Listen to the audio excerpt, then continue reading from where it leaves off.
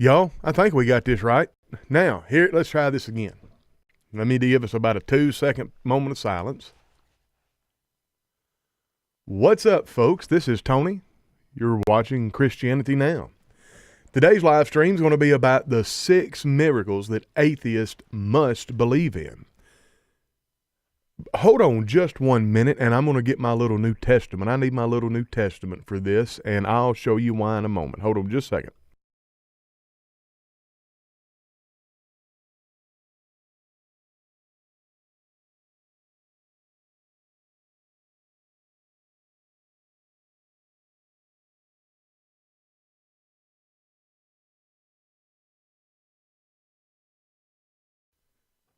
All right, I'm back. I have my little New Testament. Sheila Cole, Diana Harden, it's good to see you. Good morning.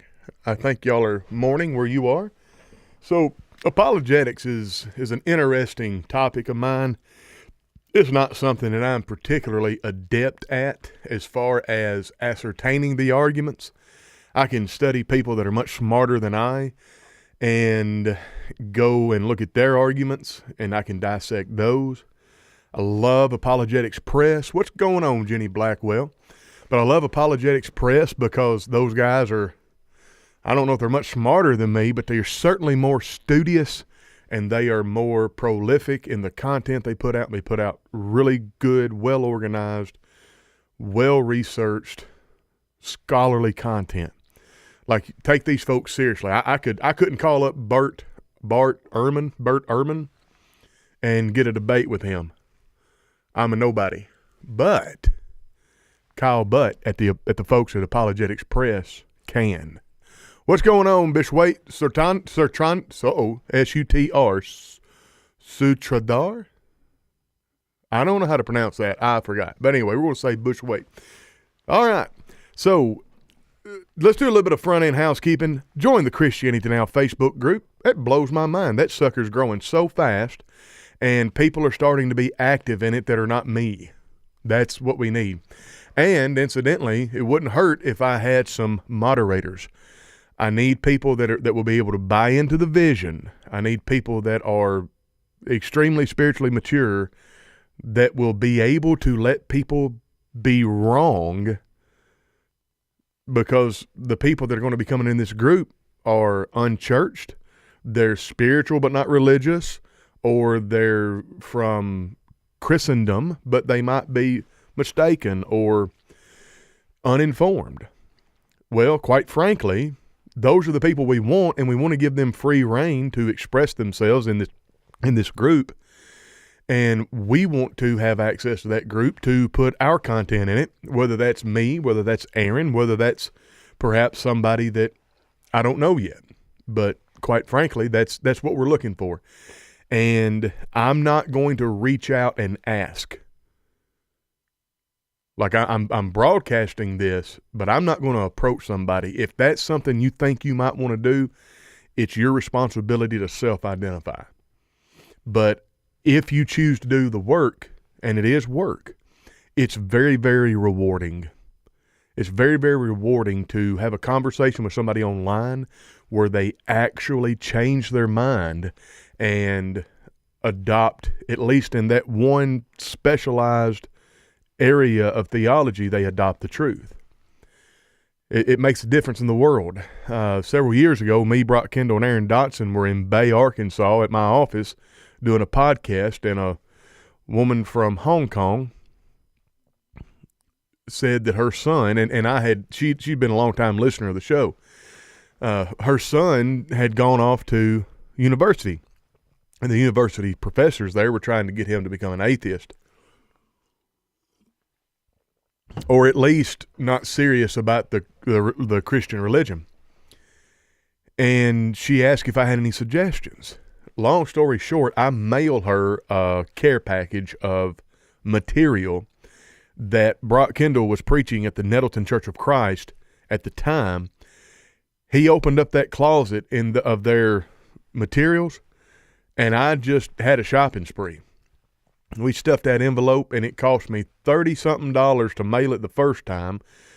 She didn't give me the tower number. She just gave me the floor and the address, but there's more than one tower in that complex. So it's set for like 3 or 4 weeks. I reached out to her. She said she hadn't got it. We both had to partner with international shipping. They shipped it back. I went and picked it up at the post office at Bay, Arkansas, turned right around, corrected the address, and paid another $30-something to send her that package. Now, why did I do that? Because she needed some help. And $70 was just a nothing amount of money compared to the soul of someone. And it wasn't too much longer. I had, quite frankly, forgotten about sending this package. Brock, Aaron, and I were live again. She put a comment in the live stream that said, hey, I just want to let you know that we're heading down to and I can't remember where she said, but my son wants to be baptized into Christ. I was like, wow, that is amazing. Now, after the show, I sent her a message. And I said, just out of curiosity, what was the defining moment? Like, what was his aha moment? She said that, because I sent her a stack of yellow books. It's called Someone Died and Left You a Fortune. Paul Sane put this together. It's amazing. You can get it from Sane Publications. You can get it in a free download if you sign up to his email list, or you can just order it online. It's like $2 or $3. It's amazing. It's a wonderful study tool. It's designed to be done in 1 lesson or 2 lessons at the most per session. The sessions should be about an hour long.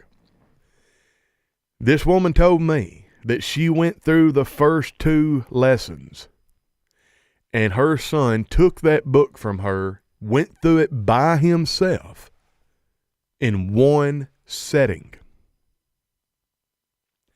and come to her and said, I've got to be baptized into Christ. I haven't seen them or heard from them very much since. You know, things happen, life happens.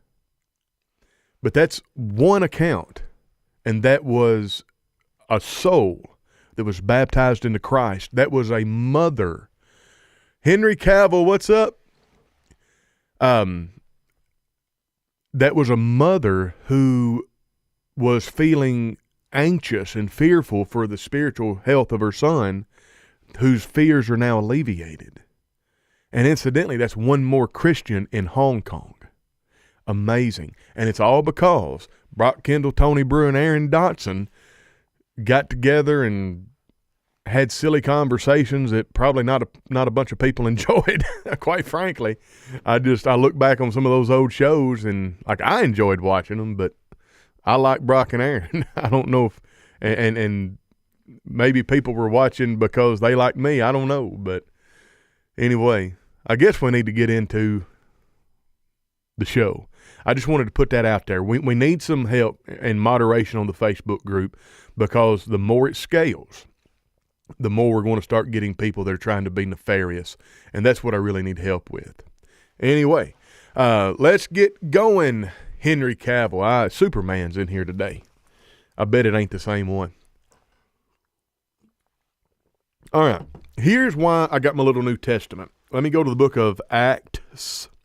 Incidentally, I fancy myself someone with the ability to do audio narrations and stuff like that. Hello, Christopher Paulton.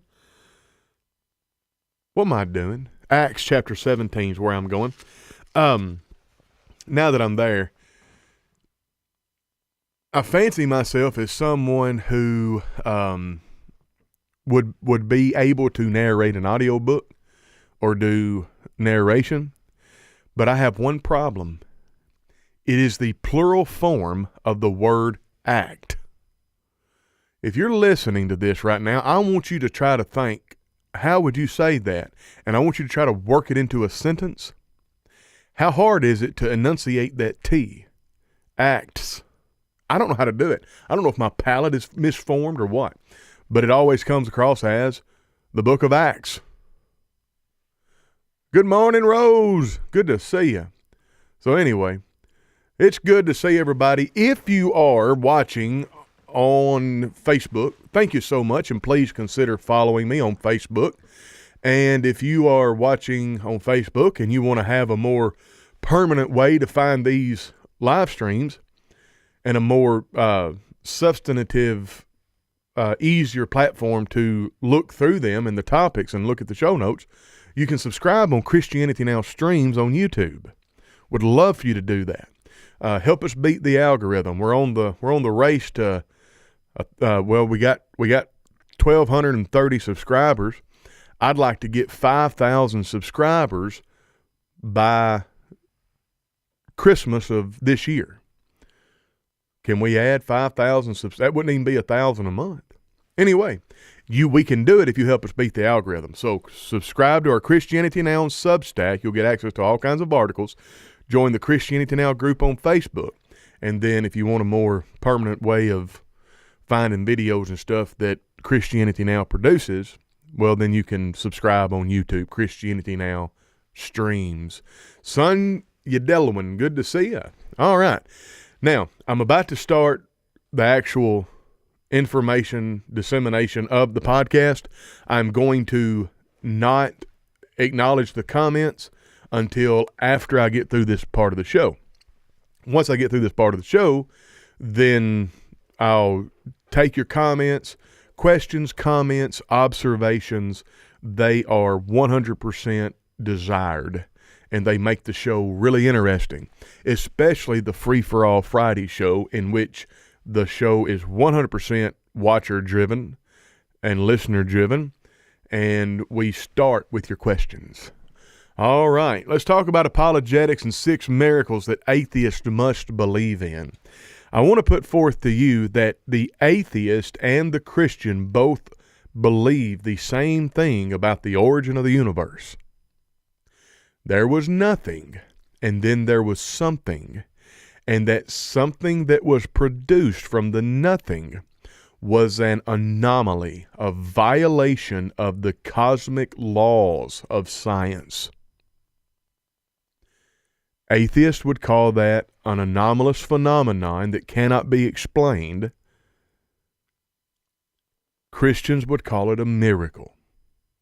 And I didn't share it because the guy's bit was just so very sacrilegious sounding because of the language that he used. But I'll try to relate his bit. He's standing up there. Hello, Jack Tyler. Well, look here. I just said I wasn't going to go to the comments, didn't I? I like those comments. I like the interaction. But I'm going to try to focus on the information. Then I'll get to the comments afterwards.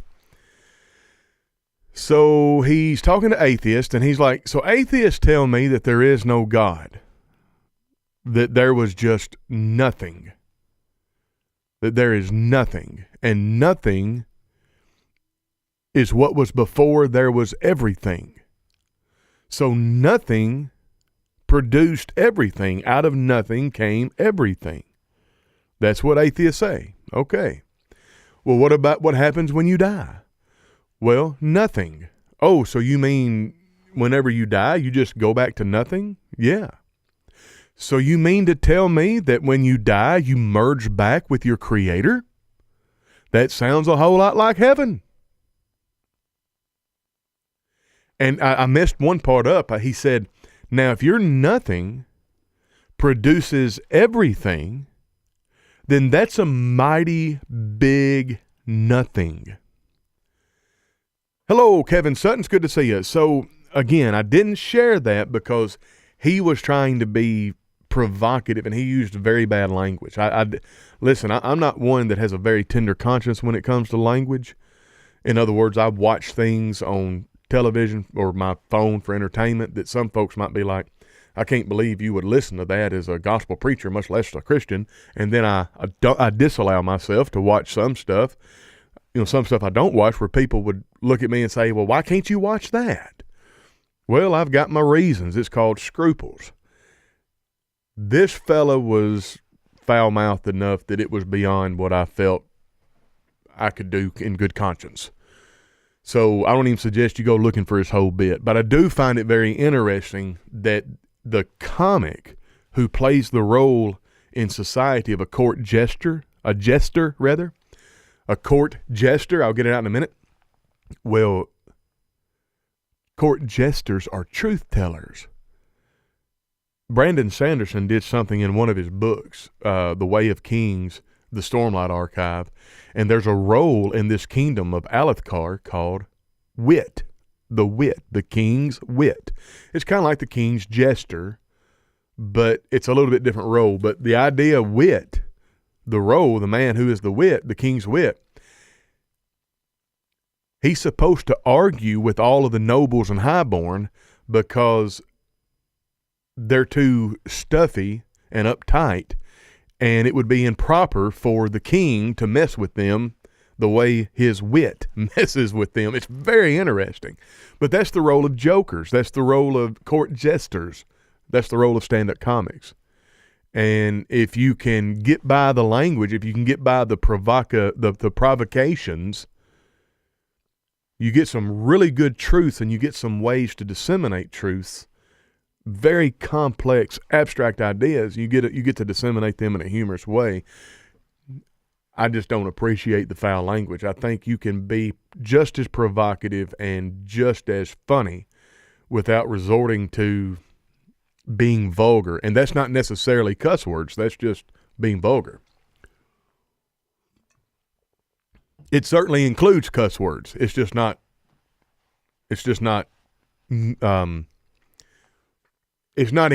exclusive of everything else. All right.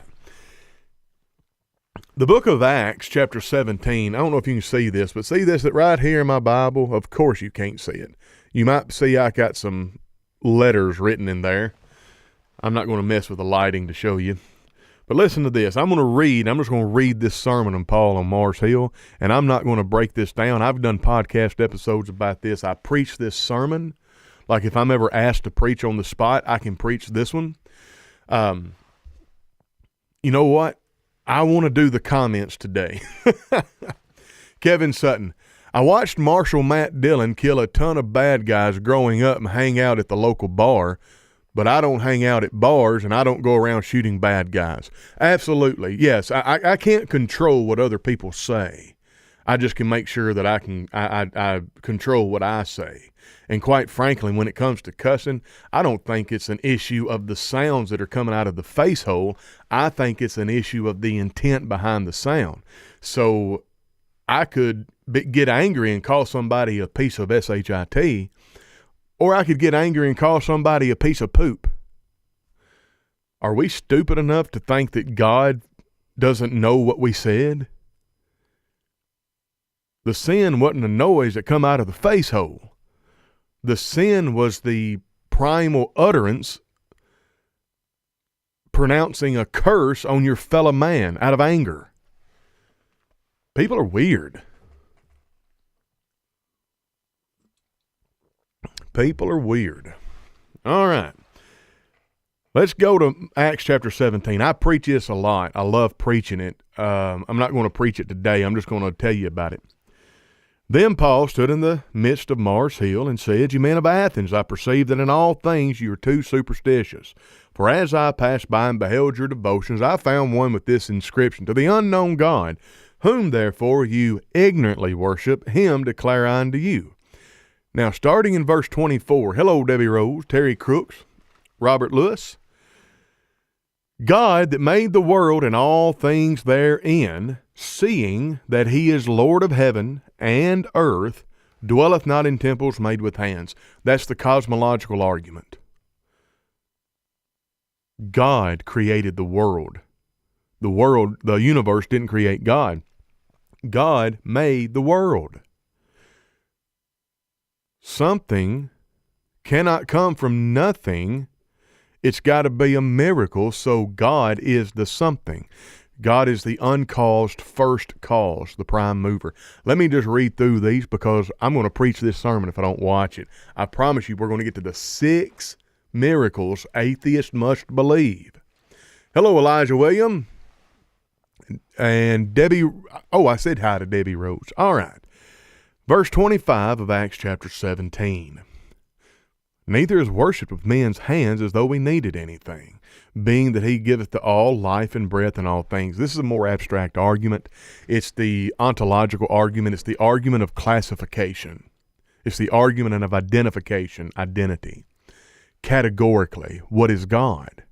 Well, deity is the category of being that describes the superlative in all things. God is, and this is a kindergarten level explanation, okay? I wish I could go back and find where I did it. I went on the Harvard, the Cambridge websites and their schools of philosophy, and I looked up some scholarly papers and sources on ontology.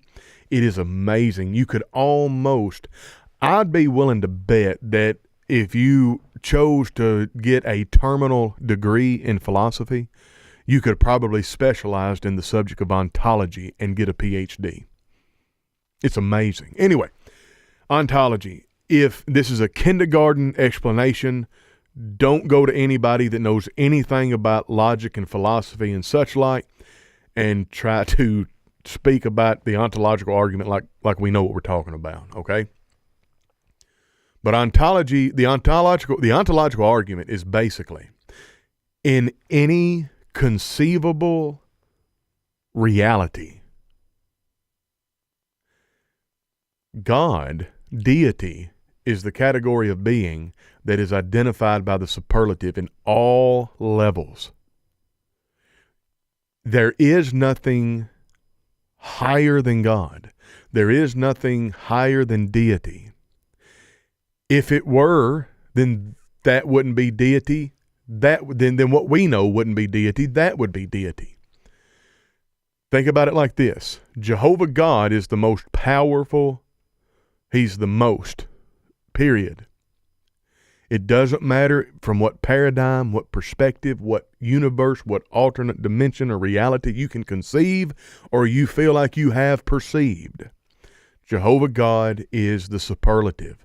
If that were not the case, Jehovah God would not be God. Whatever was higher than God would be God. Do you see why this is a little abstract? But that's the ontological argument. Listen to it. God's not worshiped with men's hands. He doesn't need anything. It is from God that emanates all things, breath and life and all things. God is in an ontological category as high above our existence as can be gotten, because anything farther would be God, not him. Hello, James Lucas. Thank you, Bishwaite. All right, let's go to the next argument. So we've got cosmological, ontological. Let's go to the teleological, which is the argument of design. And hath made of one blood all nations of men for to dwell on all the face of the earth, and hath determined the times before appointed and the bounds of their habitation. That's the argument of design. God designed everything.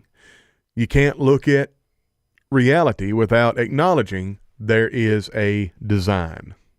All right? So if you have a design, it takes a designer. If we were walking down the beach and you saw an Apple laptop, like a MacBook, and I tried to tell you that was a product of millions and millions of years of this sand particles grinding against one another to make the LCD glass and the silicone for the circuit boards and stuff like that, you would call me an absolute idiot, depending on your culture. Idiotes, idiot, noopid. You would not believe me. That doesn't pass the SNIL. Pardon me. That doesn't pass the sniff test. Thank you, Bishwaite. Hey, Alabama said he made everything in the order that was needed for the creation of the next day to survive and thrive. Hey, Alabama, I put my tongue in my cheek and I say, well, you forgot that he made light before he made the sun, so how can creation be possible? If you studied a little bit, I'm not talking to you or about you. Hey, I know that you would just go to Genesis and show where the source of that original light is God. Well, I think when God said, "Let there be light," I'm not so sure that God created light, because God couldn't create himself. God's light. God is light. God is life. The light The life came into the world, and the life was the light of men. I know God is love as well, but you understand what I mean. So when God said, let there be light, I think if we want to break that down cosmologically, mechanically, that was God bridging the two realms, the ethereal realm and the realm that he just spoke into being. Oh, that don't have anything to do with the podcast. Let's keep going. So you have the argument from design. Can you see design in nature? Do we think that it didn't have a designer? Verse 27. So that day, so this comes into the middle of a sentence. So God made of one blood all nations of men to dwell on the earth.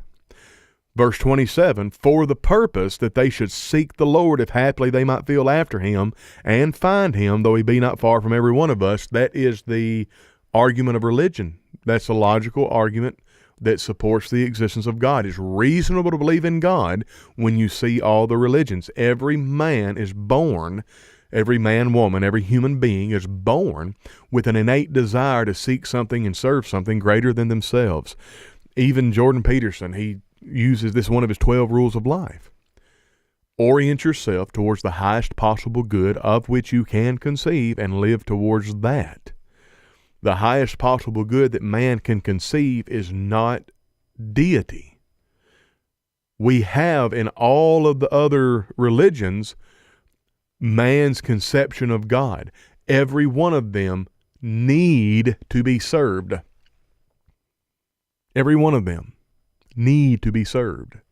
They need to be served by the creation that they supposedly made. It took Jehovah God revealing himself to mankind for mankind to be able to conceive of a superlative that would be great enough to be above all of creation. That's the religious argument. In fact, Blaise Pascal is famous. Pascal? I don't know how to pronounce his name. Blaise Pascal is famous for a famous scientist. He's famous for saying that there's a God-sized hole in the middle of every man that only God can fill. All right. Verse 28. This is a little interesting. For in him we live and move and have our being. That's the moral argument. All morality comes from God. You cannot live and function in this world without being a moral person. Yes, I understand sometimes crime pays. Sometimes immorality is good for the short term, but you always lose in the long run. If you are a moral individual based on morals that are grounded in Judeo-Christianity, Judeo-Christian values through Holy Scriptures, you will have a much more successful life on this earth than you would otherwise. It goes back to Genesis chapter 4, where Cain is wroth. And God says, why art thou wroth, and why is thy countenance fallen? If thou doest well, will it not be accepted of thee? And if thou doest not well, sin lieth at the door, and thou shalt rule over him, and unto him, or unto thee rather, shall be his desire. So you're going to enter into a copulative relationship with sin, the progeny of which is death, destitution. So that's the moral argument. In fact, the Nuremberg trials, and I guess I'm just preaching this, the Nuremberg trial, but we are going to get to the 6 miracles. I can go through them quick. We got an hour today, maybe a little bit longer if we have to. The argument of morality. The Nuremberg trials, the Germans said, you don't have a court with a high enough authority to prosecute us. Their defense was we were following the laws of the land. And the world said, no, you're not going to get away with that. There's a higher law. It's the law of the universe. It's the law of God. And I always say that I don't know if today World War II happened and the Nuremberg trials happened, in this socio-political climate, with the world being destitute of morality as it's become, seemingly to me anyway, I don't know if there'd be enough. I don't know if we could get the Nazis convicted in the Nuremberg trials based on how they were convicted in the end of World War II. Hello, the Doctrine of Christ. All right, let's go back to the final one, the argument from aesthetics. In fact, this one's difficult for me to explain. So what no, I don't want to click you. All right, so what I'm going to do is I'm going to go to my Substack, and I want to search, I'm going to go to Substack. What am I doing? I don't want to search Substack. I want to search my profile. How to do that? Oh, I know how to do that. Remember, this is very, very awkward and makes for terrible live streaming, but I will get better. All right. No, I don't want to do that. I want to view all the posts so I can search. There it is. View all. Search. All right.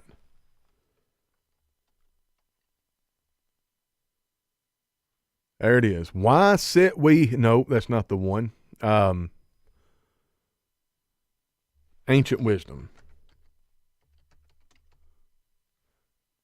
That's it. Ancient wisdom, modern insights. That's not where I needed to be.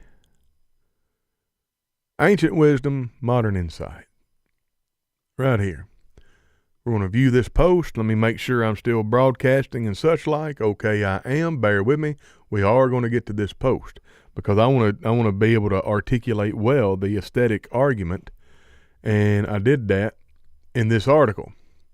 The aesthetic argument. Paul concludes by admonishing the Ephesians,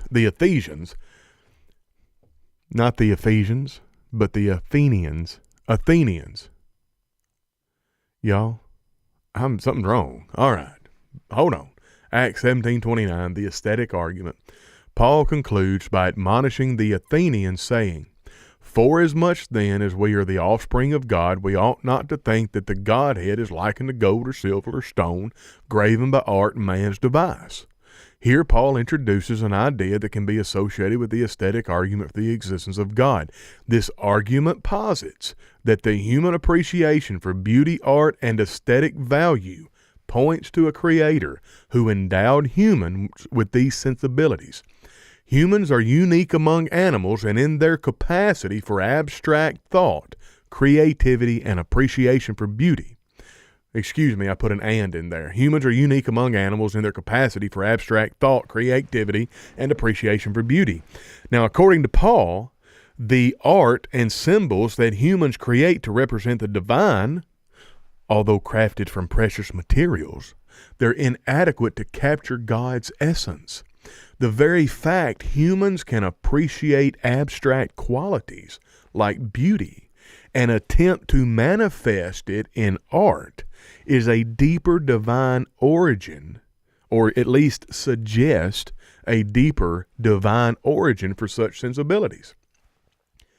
Paul argues that humans, being the offspring of God, are imbued with attributes that are reflective of a divine creator. The artistic and aesthetic faculties in humans are not mere biological traits, but they are indicators of a higher order of existence, pointing towards God as the ultimate source. That's the aesthetic argument for the existence of God. When I put together that article, when I wrote that article, 100% transparency, I had ChatGPT help me with the wording and the explanation. I've never been able to explain the aesthetic argument as good as what I was able to explain it in this article because I had the help of an artificial intelligence editor for my articles. Anyway, so apologetics is important. Logically, one can conclude that it is at least reasonable to acknowledge the existence of deity And I put forth that from the evidence, internal evidence found in Scripture, it is also reasonable to believe in the existence not only of deity, but of the Judeo-Christian God Jehovah. What do you think? Put it down in the comments. If you're watching this after the fact, or if you're watching it live, put it down in the comments. Tell me what you think. Do you think that the six logical arguments for the existence of God found in Acts chapter 17 show that it is at least reasonable? It's at least as reasonable to believe in the existence of the Judeo-Christian God as it is to believe in the atheistic worldview? And do you believe it is more reasonable to believe in a generic, unidentified, and unexpressed deity? I believe it's more reasonable to believe in a deity general than it is to believe in atheism. I believe atheism is the least reasonable explanation for our world and our existence. Thank you, James Feely. Good morning. Debbie Rose, Tony, you're right. Things have changed drastically. I believe you are correct. I don't like them changes. Now, as promised, and this is really good because I'm going to get I think I can get 2 videos out of this, because now we're going to go switch gears and we're going to go look at 6 miracles that atheists must affirm, but they'll never call them miracles. All right, for this, I will not be able to see the chat. So just bear with me, and I will address every one of your comments after I get through this information. And we're probably going to stop right at the top of the hour, or maybe a little after. All right. Number 1, the origin of something from nothing. Atheists often believe that the universe came into existence from nothing. So the question then arises, how could nothing produce something? I talked about this at the beginning of the podcast. The first law of thermodynamics states matter cannot be created or destroyed. Yet atheistic naturalism often asserts that all matter and all energy emerged spontaneously. This is akin to belief in a miracle. The miraculous creation event would be miraculous. If you were an atheist, you wouldn't acknowledge the creator. But you have to affirm that it's a miracle because it is not natural, it's supernatural. Number 2, the fine-tuning of the universe. This is like number 1, the cosmological argument. That's the origin of something from nothing. You got to have an uncaused first cause. You got to have a prime mover. The chicken came first, but the first chicken did not come from an egg. The oak tree came first, but the oak tree that came first, the very first one, did not come from an acorn. Do you get that picture? The first man did not come from a mother or a father and a father. The first man was the uncaused first cause, so to speak. You actually have man as a cause, or man as an effect, but the cause that affected man was God. All right. So you have the origin of something from nothing. That's a cosmological argument. Now you have the teleological argument, the fine-tuning of the universe. The precise conditions required for life in the universe defy random chance. Constraints such as gravity, the cosmological constant, and the strength of electromagnetic forces are finely tuned to an astonishing degree. Atheists often attribute this to the multiverse theory, which lacks empirical evidence, or blind chance, which requires extraordinary faith. Psalm 19:1 declares the heavens declare the glory of God, and the firmament showeth forth his handiwork. The fine-tuning, it reflects an intelligent designer. Number 3, the origin of life from non-life. The spontaneous generation of life from non-living matter, that's abiogenesis, has never been observed or replicated. They can try to tell you that it's a scientific fact, but it has not met the scrutiny to become a scientific fact. It certainly isn't scientific law because it hasn't been observed, replicated in a controlled environment, and then repeated and peer-reviewed. It's all theory. It's theoretical. Incidentally, creation is theoretical. We can't observe creation. So all of this is a metaphysical conversation.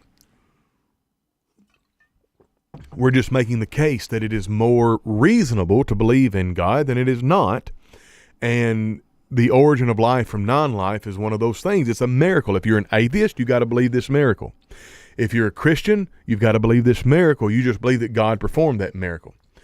So atheists believed life somehow arose from a primordial soup, despite never being observed anywhere, and despite the staggering complexity of even the simplest cell.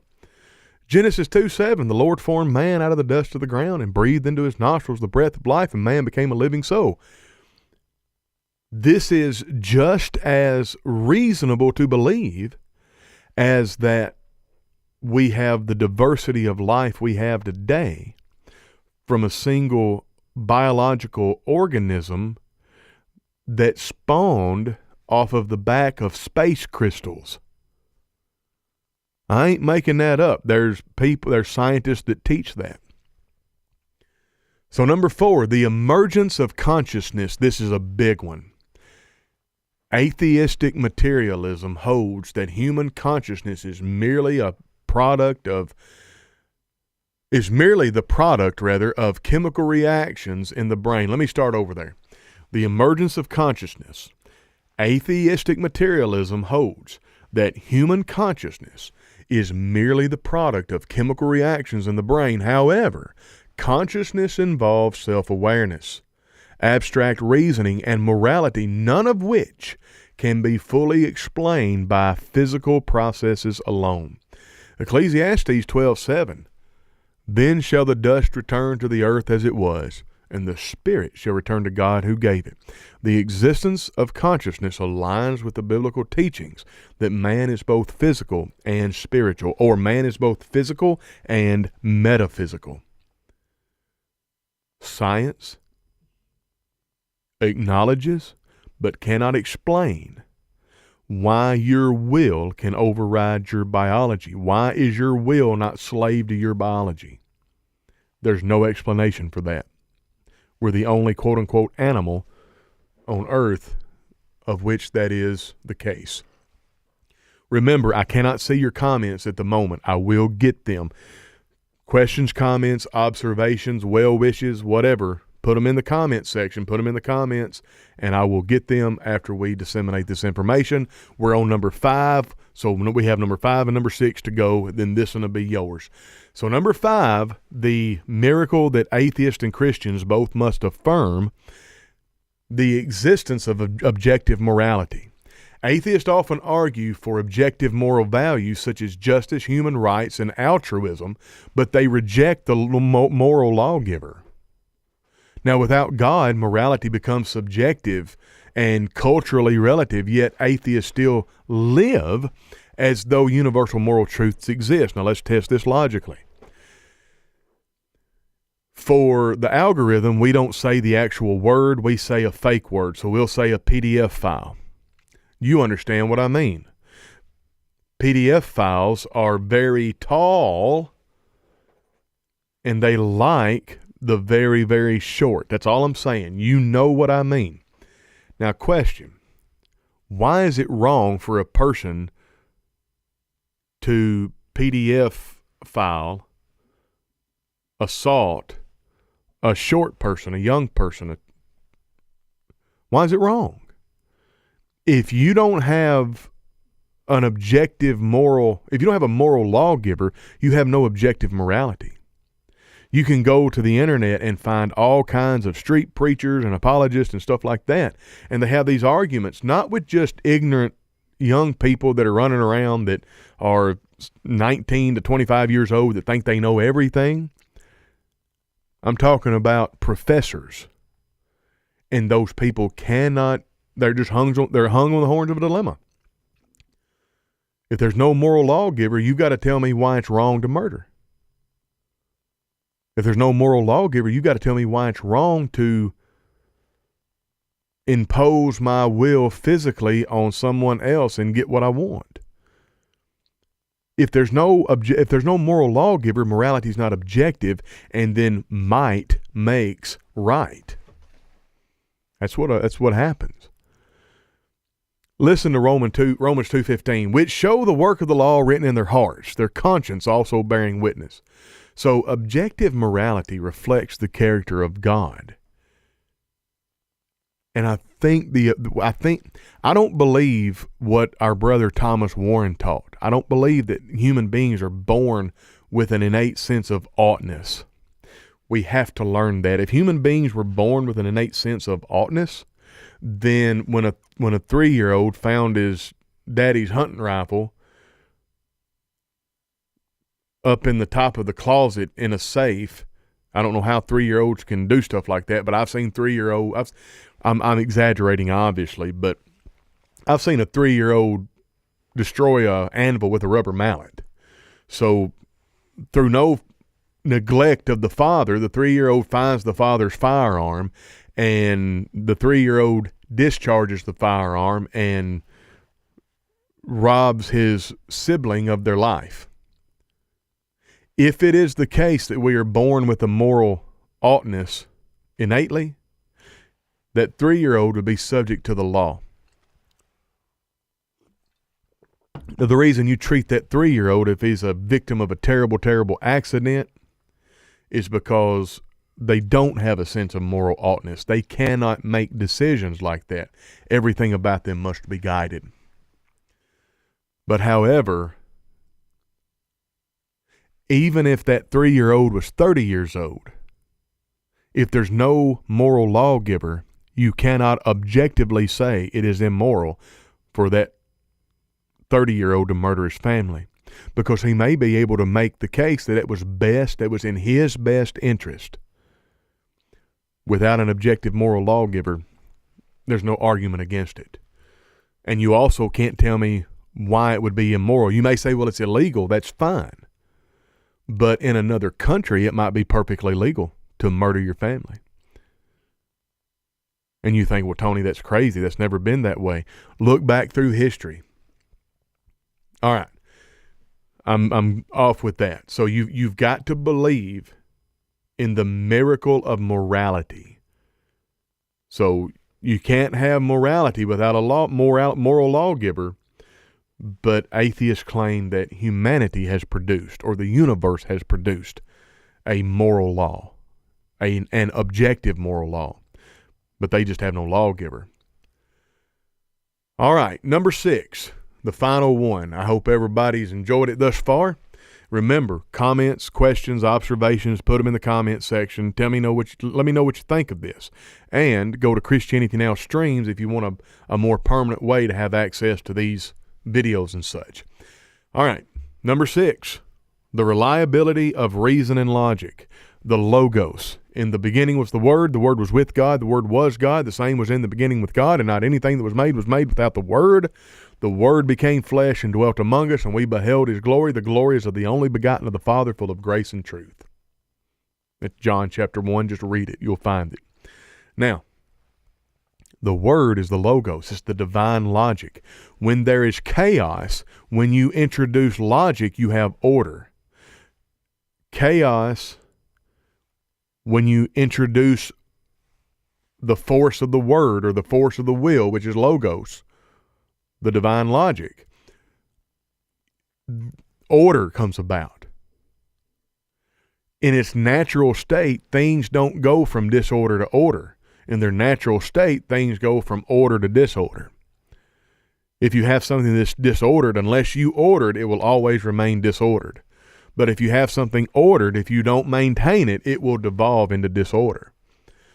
Atheists, you see, trust in the consistency of reason and logic. But in a universe governed by random processes, why would human reasoning be reliable?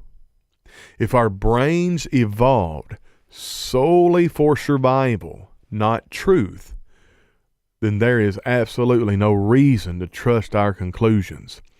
I don't care how smart people think African gray parrots are. I don't care how smart people think dolphins are. I don't care how smart people think insert animal here. They cannot reason.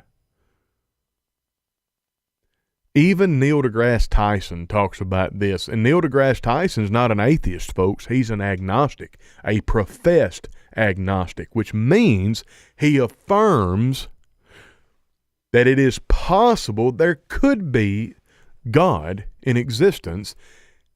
He just doesn't believe that the evidence is compelling enough for that to be cemented. Think about that. Now, if our brains survived only for survival, we would be like the gorilla of whom Neil deGrasse Tyson speaks when he tells the story, when he uses the illustration of the gorilla when he says, think about the highest order primates that you can think of that are not humans, and try to explain to them this very simple idea of, I'm going to meet you tomorrow at 10 a.m. for coffee. They have no concept of that. There's not even a common ground that you can get to where they can even understand planning something in the future. The contrary, human beings understand planning for the future. They have a consciousness. They are aware of their own demise, and they can extrapolate from that dangers in the present, and from the dangers of the present, they can extrapolate from that back into the future, and they can practice ordered thinking and map out a way to live that is adverse to danger. Animals cannot do that. That's why you can get a group of hunters and they can run a herd of buffalo off a cliff. Human beings, you couldn't do that. You might have 1,000 human beings in a group, and you might be able to scare them to the east where the cliff is, but as they're running, they may be so scared that a few of them may fall off, but the rest will stop, and they will turn around. I wouldn't think any of them would fall off a cliff, quite frankly, because humans are always thinking ahead. Animals always think in the moment. Scripture, Isaiah 1:18. God says, "Come now, and let us reason together, saith the Lord. Though your sins be as scarlet, they shall be as white as snow. Though they be crimson, red like crimson, they shall be as wool." And in the next 65 and a half chapters, God logically reasoned with the children of Israel through Isaiah that the Messiah would come, and even though that they were in a pretty bad way now, that there would be liberation. All right. Now, where are we at with, and that's the six, sorry, I didn't do a good transition. That's the 6 miracles that Christians and atheists must affirm. Now, let me see here. I want to make sure I didn't miss anybody. James Feely, Mark Baker, good to see you. Harry C. Harrison, good to see you. Anna Marie, good to see you. Kevin Sutton. The devil is good at what he does. He does a good job at confusing the mind of man, and man does a good job in not looking intensely into the proof of God that you have mentioned. Say that again. I mean, that's just it. As Billy Bland said, that's it, and it don't get no itter. I've got this up, Sheila, even though you can't see all of it, but I just, in case my chat jumps, I don't want to miss it. All right. When one looks at the intricate mathematical order of the universe, the rotation of the solar system, if there were just degrees of change, Earth would be flooded or burned up. The mathematical order of the human body, the electrical system of the human brain that sends current to every movement or even breathing. I saw a video on how the human eye functions, and the math and the planning that would be required is astronomical. Food, providing seeds after its own kind to keep food for man. Even the best doctors cannot fully understand the brain and how it works. Hold on. I marked this so when it jumped, I wouldn't miss it. Right here. Even the best doctors cannot fully understand the brain and how it works. Just happened? One has to be delusional to believe all creation just occurred. Too many areas and mathematical design and all, or in all. The Fibonacci sequence, the Fibonacci sequence. Look, 2 and 2 is 4. The only way I know that, I had to memorize it because I ain't smart enough to add it together. And I'm bad with numbers is what I'm trying to tell you. So I don't know enough about it, but I'm just telling you, go look for the Fibonacci sequence and look and see how it shows up in nature. Very interesting.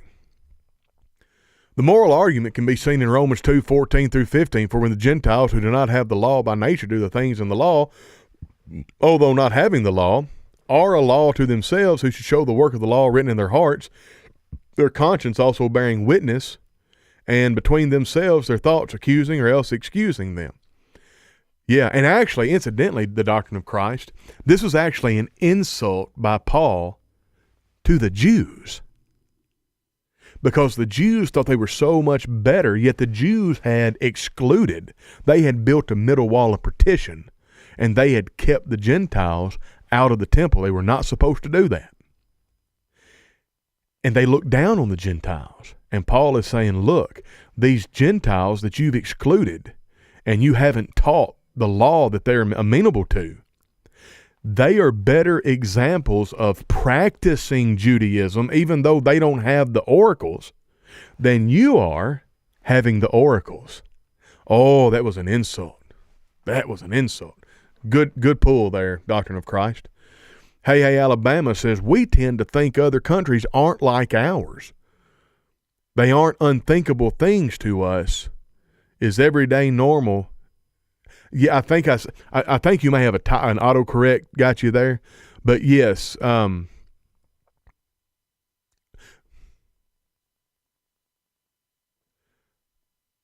think I know what you're saying, but I don't think I'm confident enough in it to interpret, because it depends on where the autocorrect got you. All right, thank you, Smith Adden. Connie Barden coming in late. That's okay. And thank you, Smith Adden. God bless you. Debbie Rose said, it's just hard to comprehend that some people don't believe in God, but they are out there. The first person that I ever met that didn't believe in God,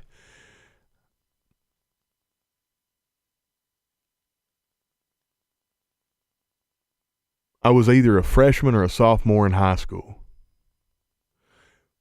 And I think that kid did believe in God. I just think that he was trying to be provocative and edgy. He's a good kid. And human beings are very important for man.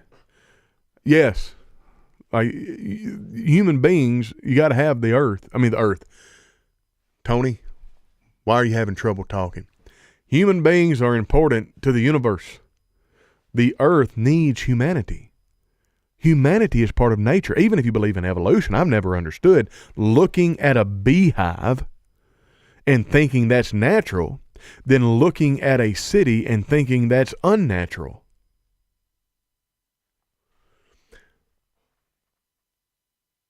I put on here that you were on the right track and the train was running good, but I don't know what, Ted, I don't know what happened to that comment either. Facebook don't always play well, my brother. I don't see it. Now understand that for about 30 minutes of this, I couldn't see the comments. but I don't see your comment. Oh, I know what happened. Ted, sometimes you may have I don't know what happened, Ted. I just thought I did. Folks, I think it's time to turn this one back to you. Ted, we cross-post a lot, but everywhere this video was running, it should have put it and you should be able to see it right here where your comment is on the screen. I don't know what's going on. But anyway, here we have it. I'm glad for your comment, Ted, and I appreciate you, and keep commenting. It helps, and it helps me. Now, this is the end of the podcast. We looked at 6 logical arguments for the existence of God, and we looked at 6 miracles that both atheist and Christians must affirm. So this show is yours. I'm going to answer this last question I'm going to read this last comment from Connie Barden, and then I'm going to close the show. So we'll be out of here no later than 8 minutes after. Connie Barden says, my husband has a hard time believing in God because all the little children who suffer with cancer and other illnesses. That is a reasonable moral conundrum. That is a reasonable moral quandary that needs to be answered. I want to spend just a moment here. The little children who suffer with cancer and other illnesses, they have been taken care of already by God. One of the beautiful things about Brandon Sanderson's Stormlight Archive is it is written from the perspective of the Mormon Church. It's a fantastical retelling and reconceptualizing of the Church of Jesus Christ of Latter-day Saints mythos. The idea is these humans are trying to ascend, well, some of them are trying to ascend to godhood. And all of the problems that drive the story in this fantasy epic come from people, human beings, trying to ascend to godhood and not having the ordered, multi-ordered way of thinking and the broad enough way of thinking to understand how their decisions in the moment are going to play out. It's kind of like that show Bruce Almighty. It was bad. He just answered yes to all the prayers, and he didn't understand what would happen from that. We are not smart enough to fix the problem of pain and suffering in the world. Pain and suffering are in the world because of sin. Even if you're an atheist, pain and suffering in the world because of sin. I had this conversation the other day, and it was hard for the people I was talking with to even listen to what I had to say because they just said, well, that's just because of what the Bible says. I'm like, no, for this conversation, I'm an atheist. Now let's talk about the human soul and free will and morality. Now, the children, so if you're God, let's just pretend that Tony Brewer has all the power that God has. How would I fix all of the sickness and death and the suffering? You cannot stop sickness and death and suffering because it is a biological necessity. In a world that has been touched by sin. It's a biological necessity. That's how we are born and die. That's how we reproduce. That's how we are born. We have to be born, we have to mature, and then we expire. But the way God, and if I'm God, how would I deal with that? The only way that I would deal with that, because I can't just stop death, I can't just stop sickness, I can't just remove evil from the world, because that is a worse kind of evil than allowing man the will and the volition to commit evil acts. So I would, whenever they expire, I would usher them into heaven. I would usher them into Abraham's bosom. I would say, well, I can't do anything for this 12 years they're on earth, but I can usher them into paradise where they can spend 1 billion years with no suffering whatsoever. Tell me how you would fix that problem, Mr. Atheist. You think you got a problem with God because of the sickness and death in little children. How would you fix it? What would be your solution? Make them all stop dying? Then everybody dies. Can't do that. So what would you do? God decided to do it this way. Until you come up with a better plan, maybe you don't critique God. All right, folks. Now, there's comments that Sheila Cole, Mary Pryor, Debbie Rose, thank y'all so much. I got to stop. Let me go here. Remember, Christianity Now on Substack. Don't forget, for show topics, questions, for show topics suggestions and questions, send an email to christianityisnow@gmail.com. We do have a P.O. Box, P.O. Box 99900, HR 567317, RPO, Mountain Road, Moncton, New Brunswick, E1C0T1. And remember, join the Christianity Now Facebook group. If you want to support us monetarily, that's great. But listen, go to my personal Facebook page, Tony Brewer. A lot of you are watching on this. Go through my post and like and comment and share, because Facebook has monetized us, and I'm very surprised at exactly how much a post is earning. And I covered that in another podcast. So if you want to help us out, and you want to help us out monetarily, but you don't have the ability to send money, or you don't desire to send money, go interact with all the Facebook stuff on my timeline, and you'll help us out. Share it to your timeline. Follow me on the Facebook. Follow me on Christianity Now Streams. Jesus suffered, and he was the purest of the purest. That's a good comment to end on because of Connie's, and that's right. Pain and suffering are common to man. Everybody does it. Why do we think it would be just if God alleviated some and not everybody? So the only thing God could do was alleviate all pain and suffering and sin. We would be the equivalent of hairless apes.